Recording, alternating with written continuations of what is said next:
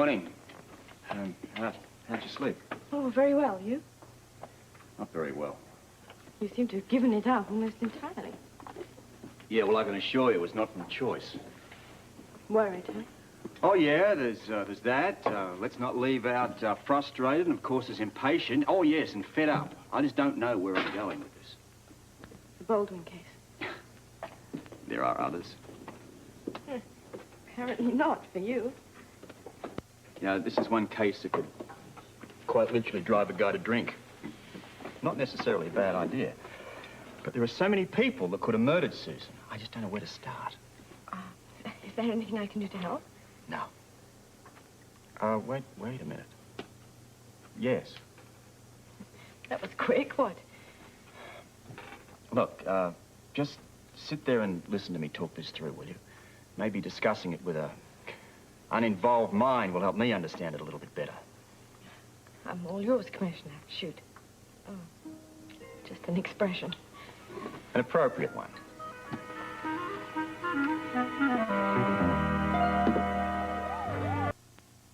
Right. Now, first on a long and lengthy list of suspects, we have one Alice Grant.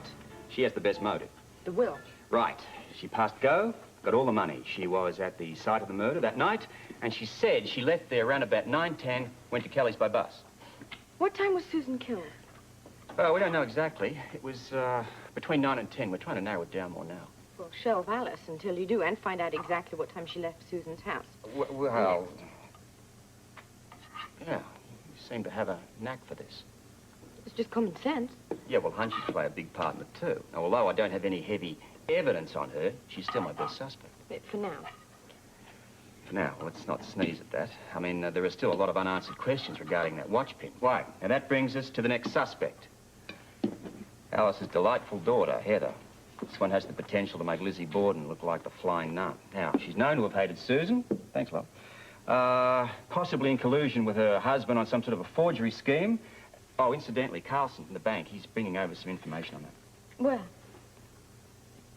Well, he's bringing it here. I hope you don't mind. Look, for the time being, this place is going to have to serve as both office and residency. Where was I? Heather. Was she with Susan the night of the murder? She won't admit to it, but we found a lipstick of hers at that site. Now, it had to have been dropped there that evening. So that means that she's either covering for herself or for somebody else. What I figure.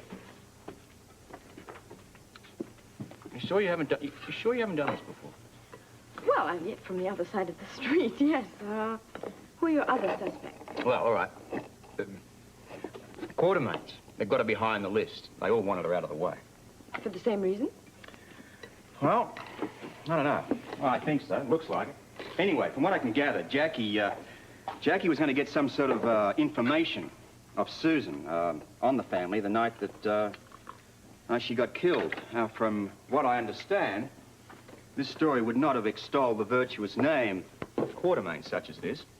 So they may have wanted her shut up before the whole sordid business became public. And, of course, they owned the gun which killed Susan. That still doesn't tell you which of any of them is your murderer. Yeah, right again. Look, I've got a better idea. Why don't I just simply stay home and clean up the kitchen and you can head up the investigation? I might do such a good job they'd make me commissioner. Anyway, is that all your suspects? Last but not least, there's one Scotty Baldwin. He was the last person to see the victim alive, or at least so he says. Was also seen arguing with Susan, and, well, she was known to have been about to prosecute him on some sort of forgery charge. Sounds pretty convincing. What's his story? Scotty claims to have resolved his differences before he left. What time was that? No, he says between about 9:15 and 9:30. And, of course, he swears she was alive. He'd be stupid to say otherwise, wouldn't he?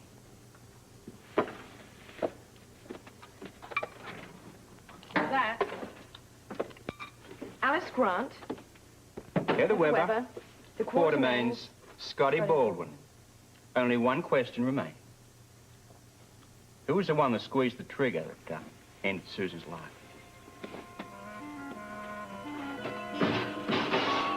Don't leave the front door open. So, Commissioner, are you planning on coming into work today, or you going to stay in your mission-controlled and play video games all day. Ah, come on, you're just jealous. No, I'm just grateful, very grateful. Because when you're not around, we get a lot more work done. Oh, such as? Well, not so much so far today. Yeah, well, in that case, you won't mind if I drop in later. Why should I? You're the boss. Enjoy your morning off, huh? Off? Off, you say? Listen, I have been up half the night trying to figure out an angle on this Baldwin business. A likely story. Wait a minute. And as for the morning, I have got Carlson walking in here any minute. You mean the banker? What do you want him for? Well, I want to, clarify this forgery business. Look, if Susan was right about Scotty, and he thought that she was going to prosecute him for forgery, now, isn't that a great reason for him to want her out of the way? By the way, speaking of Baldwin, he called me a few minutes ago. With a confession, I hope. No such luck. He wanted to get back into the cottage. He said that he'd like to take a shower and pick up some fresh clothes. Well, is there any reason why he shouldn't? Well, that's what I told him. Well, your guys have finished there, haven't they? Oh, yeah, everything's dusted, searched, the works. Oh, fine. But hang on, I think that's Carlson now. Look, I'll talk to you later. Okay, over and out. 10-4, I think Broderick Crawford used to say. I'll get it. Are you going out? Yeah, I have a few errands to run. Well, make sure you have fun. Good luck. Listen, I want to thank you for listening to my, ramblings this morning. Oh, I enjoyed it.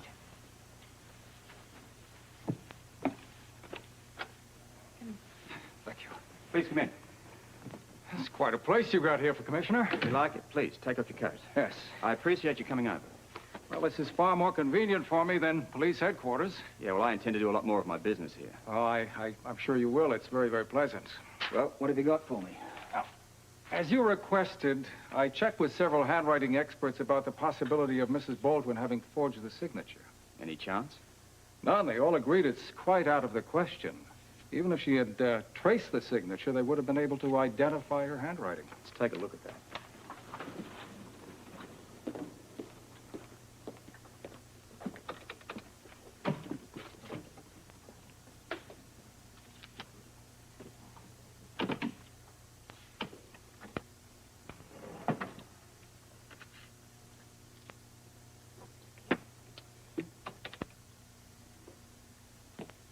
That's Mrs. Baldwin's real signature on the top. The one on the bottom is the forgery. Even to an amateur like me, the difference is quite noticeable. Clearly. Now, you see, when you place one on top of the other, it becomes very obvious they were written by different hands. Yeah, I'd say so. Well, is that proof enough for you? Well, proof that Susan didn't sign power of attorney, but not proof that Scotty did, right? That's correct, but the very fact that Mr. Baldwin was really the only one who stood to gain surely casts him in a suspicious light. Well, it seems that way. And then there's also the matter of the phone call. Right. Now, we've agreed that the voice on the end of that phone could have been anybody. All I needed was simple confirmation of the switching of power of attorney. I never thought it was anyone but Susan. Now, let's go back to when you called. Correction, when he called. Wait a second, excuse me. You said he? Yes, Mr. Baldwin placed the call. Then he could have been calling anywhere. I suppose so. I guess I should have been more cautious. All right. When was your last contact with Scotty? Later, after Susan confronted him with the truth. He did everything but stand on his head to get me to drop the whole matter. Interesting. Clear cut, if you ask me. Obviously, Susan's husband forged her signature to gain her power of attorney. And the right to invest Jason's money in practically anything.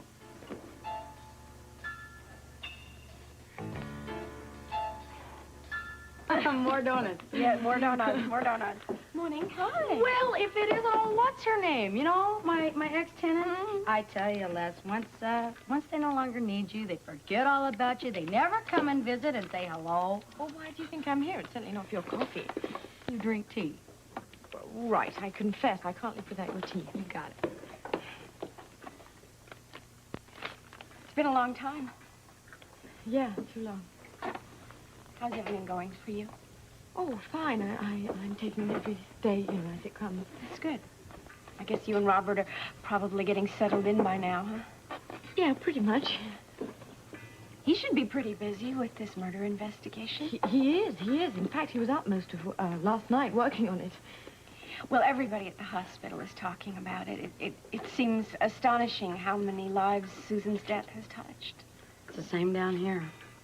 She seems to have made an awful lot of enemies. Of course, we're very close to Alice Grant, so I'm more concerned about her than anyone because this is very difficult for her. You were here with Alice on the night of the murder, weren't you? Yes. In fact, she came in extremely upset, probably as upset as I have ever seen her because she left Susan and Scotty in the middle of a huge fight. What time was that? The fight? Oh, I don't know. No, when Alice came in. Gosh, I couldn't say exactly. Do you know? I don't even remember seeing Alice come in here. That's because you didn't. That would explain it. Where was I? You were out and back. Do you remember that truck, the delivery truck that got here Oh, late? yeah, that's right. The guy's truck broke down and he had to call AAA to get the tow truck over here. Right. Was the driver calling AAA when Alice came in? I guess. I Well, don't he know. must have been, because you took him in back to use that other phone, and it was just after that that Alice got here, yeah. Okay. Well, there's your answer. Where? What's the question? Well, AAA must keep a record of all the calls, the incoming calls, right? So if we can find out what time the driver made the call, we can find out what time Alice was here and couldn't have been at Susan's committing murder. You're kidding. Somebody thought that... Well, good thinking. It's just simple deduction. But very impressive. No, that's not it. It was a delivery truck from Cedar's Bakery, Right, Rogers? Cedars. And the call came in between 9 and 10 that night. What was that last one again? Yeah, that's got to be it. What time did that call come in? You're absolutely positive of that? Okay, thank you. Mission accomplished.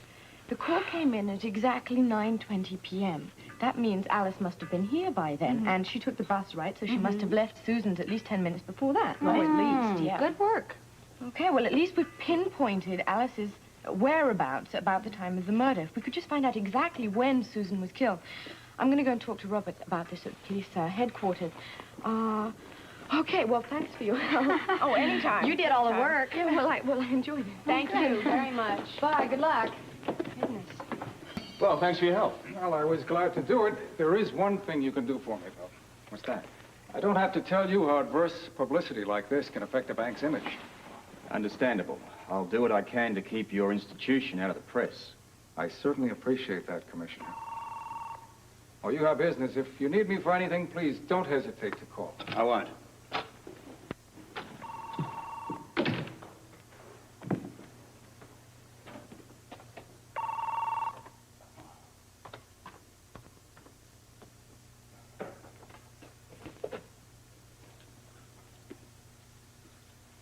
What's up, Bert? Robert, I just got a report from the lab I thought you'd be interested in seeing a part of. By raising the indentations on a notepad that we took from Susan's cottage, the fellas have come up with a message that Susan wrote. It's good work. Listen, put me across to the data room and have them put it up. Will do. Punch up that note for the commissioner.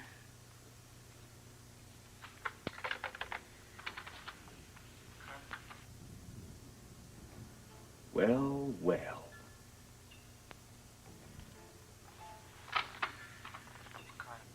How about that? Looks like we're back to the bereaved hubby again. I think I'll pay Scotty Baldwin a visit.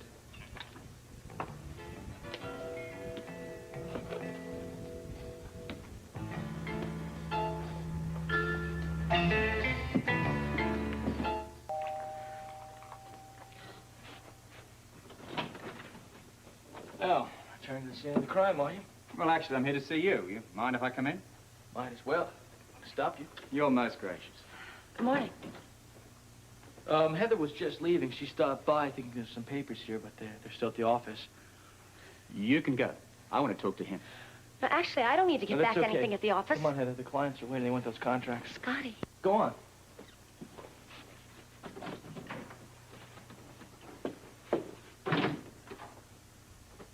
Now, what can I do for you? Run the forgery bit by me again. I thought I explained that to you last night. In that case, why did Susan write herself a note to call the bank regarding that forgery? Because she wanted to drop charges against me. You trying to tell me that she was prepared to forgive and forget, is that That's it? exactly right. She decided not to pursue it. In that case, why did you take the note? What? It's the first I've heard about that. Well, somebody must have taken it, and you were the last one here, as far as we know. Except for the murderer. All right. Exactly. That's the reason I want you to come downtown with me and ask her a few questions. Formally? If by that, do you mean do you require a tuxedo? The answer's no. No, I mean, if you're pressing charges, I want to have a lawyer present. Any way you want it, Scotty, just so long as we do it my way and I get answers. Fine. I have nothing to hide. Lead the way. There's a squad car out there. I'll be there in a minute. All right, fine.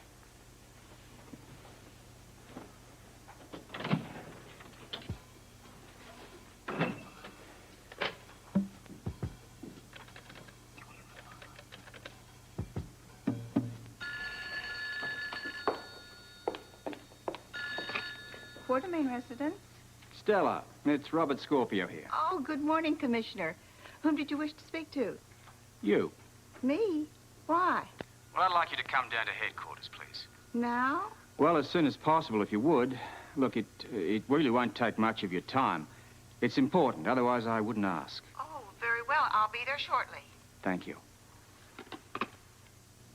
All right, let me put it this way. Would you say yours was a marriage made in heaven? Hardly. But when I left Susan that night, things were pretty straight between us. Well, apparently Susan didn't agree, or so the note would indicate. You don't know that for sure. And I'm finding it harder to believe that everything was sweetness and light with you either. What do you want from me? Humor me. How about a bit of truth, just for a change? What do you think you've been getting from me, Scorpio? Enough to keep me working, but not enough to incriminate you. God's sakes, man, I don't even own a gun. So what?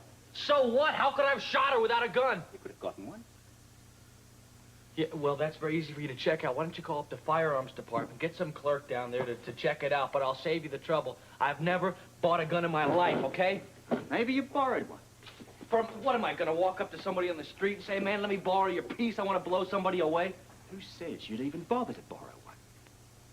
Wait, now you're saying I stole the gun? What I'm saying is that you could have borrowed it and then conveniently left it behind at the scene of the crime. I don't even know anybody that's got a gun. Quartermains, perhaps. Oh, man, you're crazy. You had access. The gun was in the desk drawer and you were there alone. You're really guessing now. You denying it? Look, I don't have to because this is as far-fetched as the rest of this trumped-up cardboard case you're trying to pull here. I don't think so, Scotty. Well, then you prove it. I thought you'd never ask. Send her in. Now what? Ah, Stella. I believe you two know one another. Yes, sir. Now, would you kindly refresh Mr. Baldwin's mind for him, please? Oh, don't you remember, Mr. Baldwin?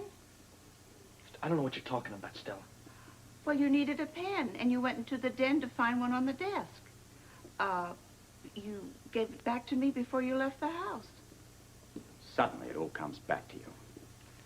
Thank you, Stella. That'll be all. That's all? Oh, it's more than enough, darling. Now that your memory is suitably lucid, is there anything else that you may have forgotten to tell me? I want a lawyer. I wasn't thinking of that. Are you denying me from having a lawyer, Scorpio? I'm asking you if it may not be a little premature. No. Just want to be careful, that's all. That's your prerogative. Be my guest. What have you got for me? Some research results I'd like to go over with you. That's it? Oh, and a surprise visitor. No, I can't handle any more surprises. Oh, no, this one you're going to like. Waiting in my office. Not another suspect, I hope. No, wait, look, before we go in, would you mind telling me why you broke off your interrogation of Scotty Baldwin in the middle there? I, Did you feel you'd worn him down? Yeah, I think I bored him to death. He rang up his lawyer. Well, that's something. Yeah, another delay. No, I think you're getting to him. He's getting to me. What are you doing here? Something wrong? No, I've been conducting a little research. I thought you might like to hear about it. Oh? Well, anything to take my mind off this case. Then this won't help you. I've been able to pinpoint the exact time that Alice arrived at Kelly's on the night of the murder. How? Well, Rose was in the back with the delivery truck driver. He was calling AAA for a tow. They were able to give the exact time of the phone call. You're amazing. Well, come on, what is it? 9:20, which means that Alice must have left Susan's at about 9:10, just like she said. What do you think? Well, I think that if there's a reward going for information, you're in for a piece of it. I'd say a very large piece. there's something else? Well, what Holly found out confirms our research that a city bus stopped by Harborview Road at 9:10 that night. We got the exact time from the driver's log. Right. So now we know where Alice was anyway. Yes, and we also know a lot more. I got that report on the bathtub overflow. This should interest you very much. By measuring the speed at which the water was flowing into the tub. Now, you realize that takes into consideration the volume of the tub and the displacement. Et cetera, et The cetera. boys have determined that for the water to be leaking through the ceiling when Susan's body was found, water had to be turned on at 9:20 to cause overflow at 9:35 and flooding by 9:45, and that's when Jackie showed up. You care to condense that for me? Okay, I'll try. Now, assuming that a live person is standing in a bathroom, they're not about to let a tub flow over, right? Right. So a live person turned on those faucets, which leads us to believe that Susan Baldwin was murdered between 9:20 and 9:35. Which lets Alice off the hook completely. Thanks to you. Right, now, Alice's alibi is solid. Now, especially when you consider the watch pin, which she dropped at the cottage at around 9:10. So that eliminates one suspect. And tightened the noose around another. Who? The only person who admits to being in that cottage between the times of 9:15 and 9:30. One Scotty Baldwin. Well, My lawyer's on his way. while you're here, you While I'm sitting here, I'm going to stare at the walls because I'm not saying anything more. That's your legal right.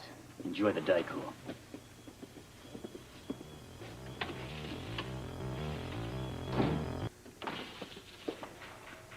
Well, I'm sorry to bust up the reunion.